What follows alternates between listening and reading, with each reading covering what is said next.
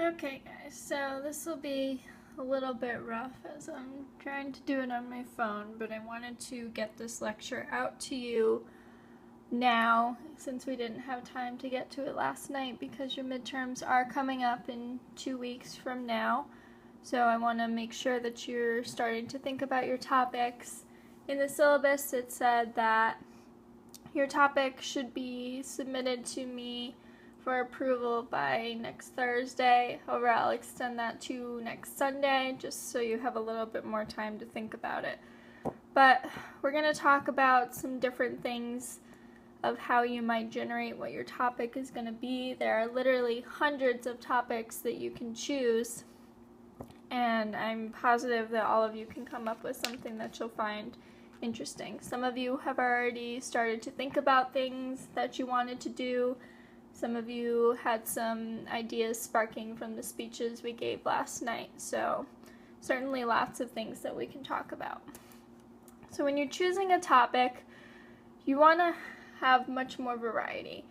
Now, I'm giving you free choice for your midterm, but even in the speeches moving forward, you're going to have a lot more freedom as to what you can talk about. Your informative speech and your persuasive speeches, you can literally talk about anything as long as you're having that specific purpose in mind. So you have a lot of leeway here on what you can talk about in class.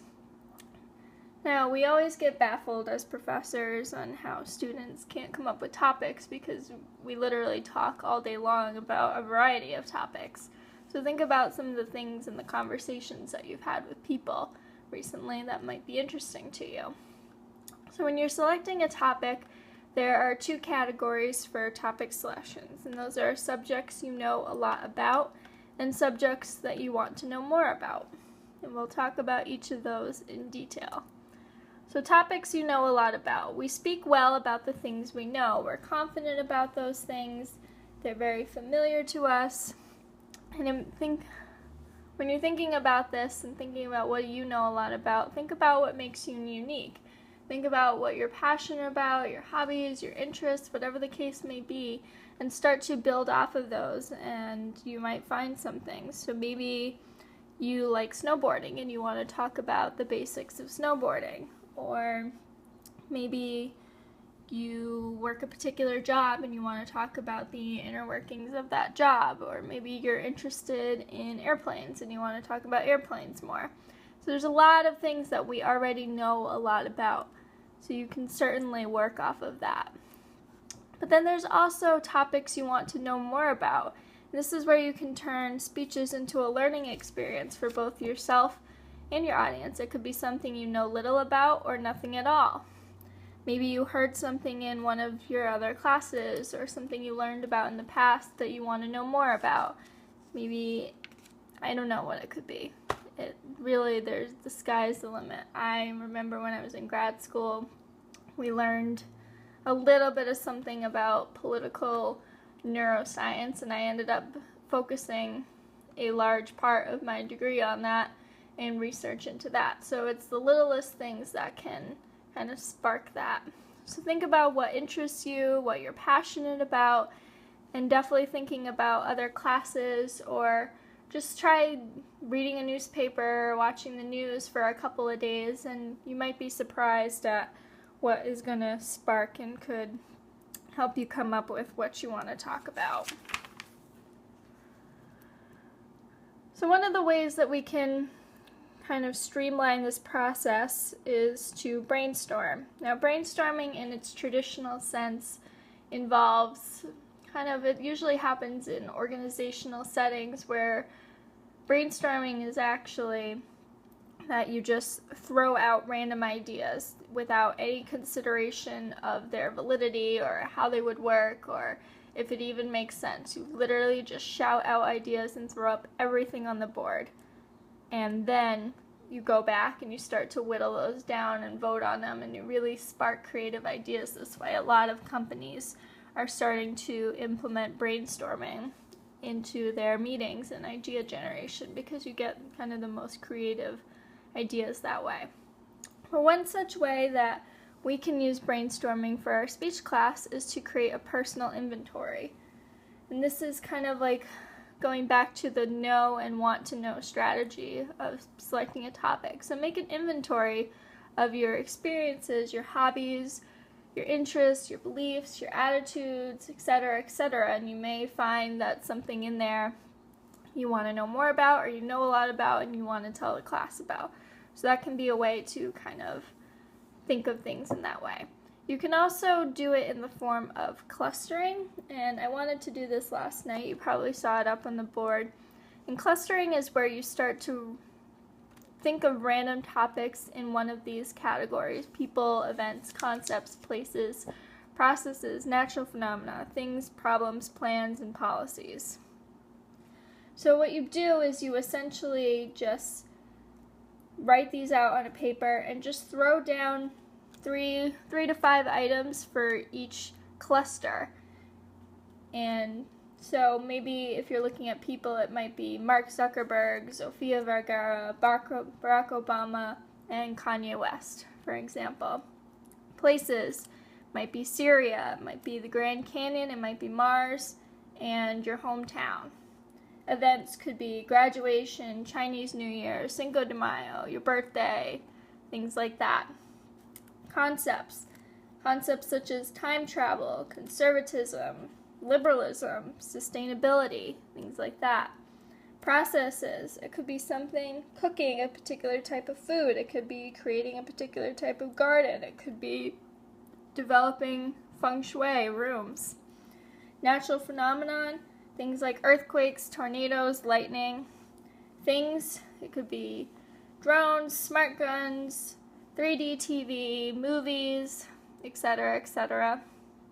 Problems could be something like campus crime, drug use, cyberbullying, political gridlock, things like that.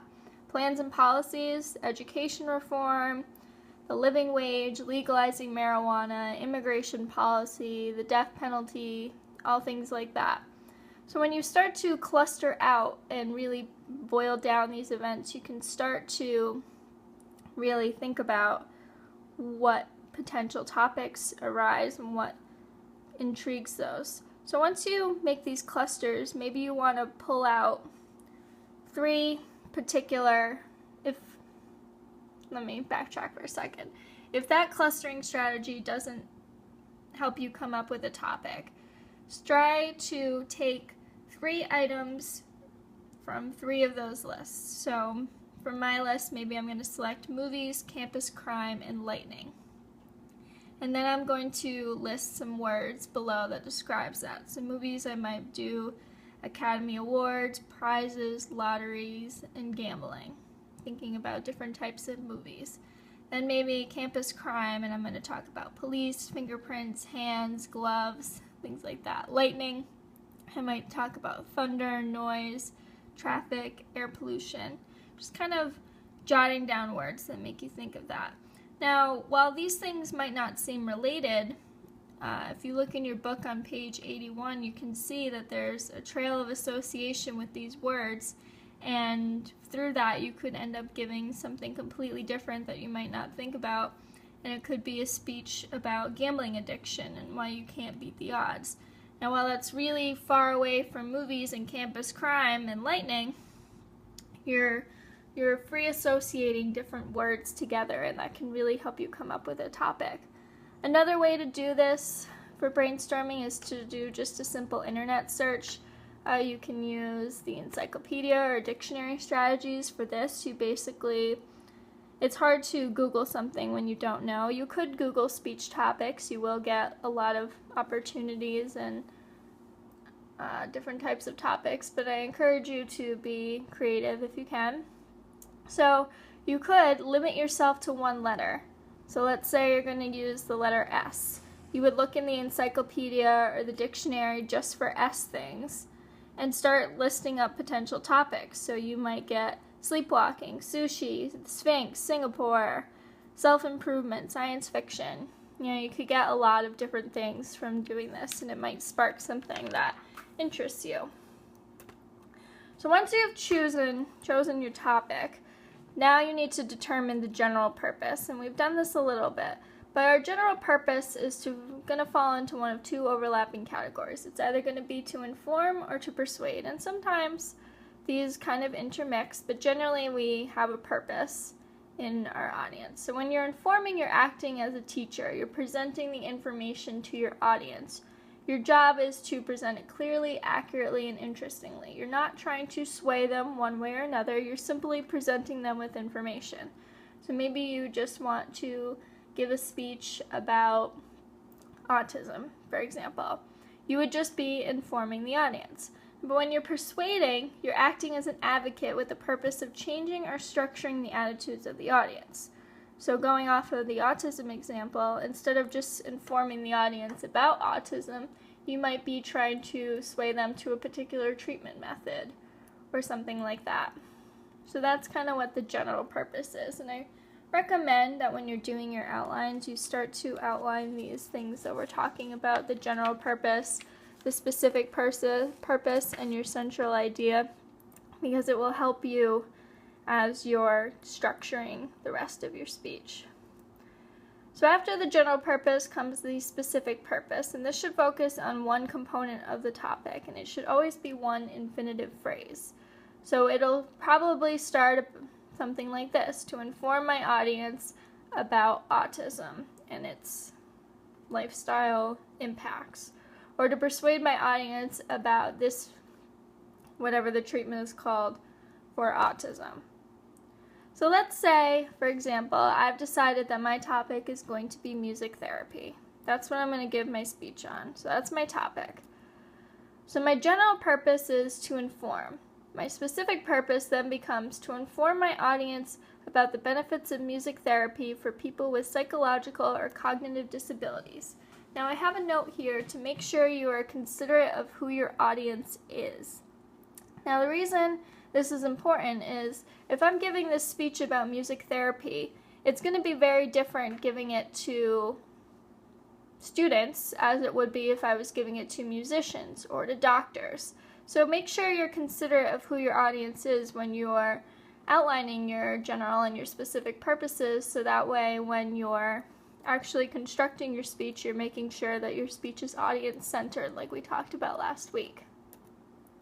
So some tips when you're writing your specific purpose. Write it as a full phrase, not a fragment. Make sure it's actually a full sentence. Do it as a statement, not a question. Make sure that you're not saying, what is music therapy, or what are the benefits of music therapy? Tell it what it is.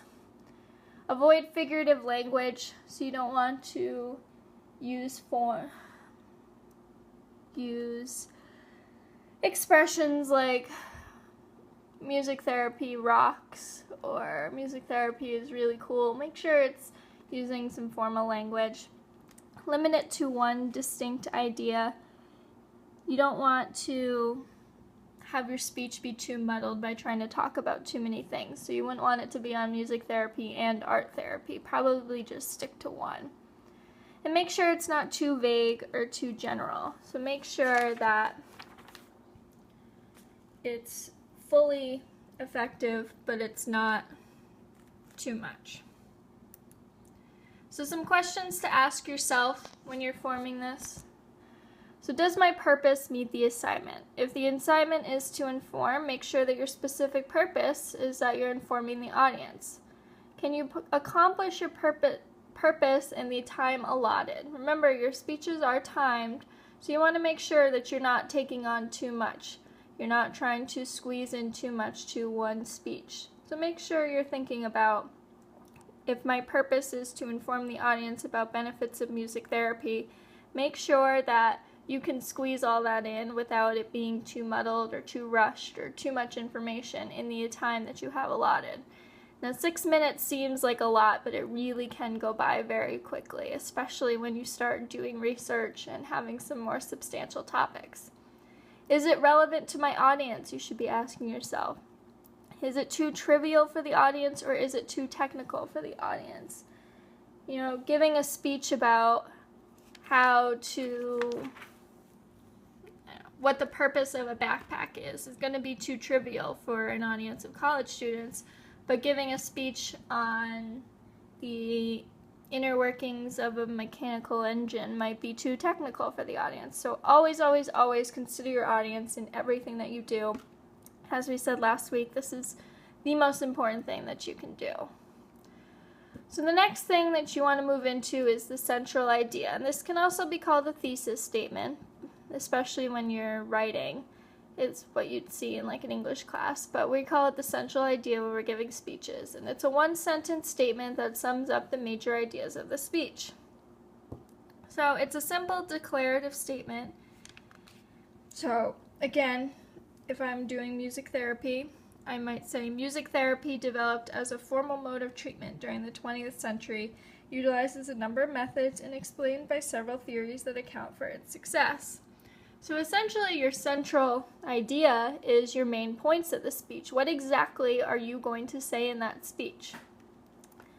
So you also want to be thinking about what is your residual message. What do you want your audience to remember? If they forget everything else you said in the speech, your central idea should focus on what you want them to remember. So in my music therapy speech, I want them to remember that music therapy has a lot of different methods and that several theories account for its success. If they don't remember the details of what those are, that's what I want them to remember. So that's what my central idea is going to be. So some guidelines. Again, make sure they're expressed in a full sentence. You're going to see these are pretty much the same guidelines as your specific purpose. And make sure it's a full sentence as a statement, not a question. Avoid the figurative language. And again, make sure it's not too vague or too general. You want to be specific here.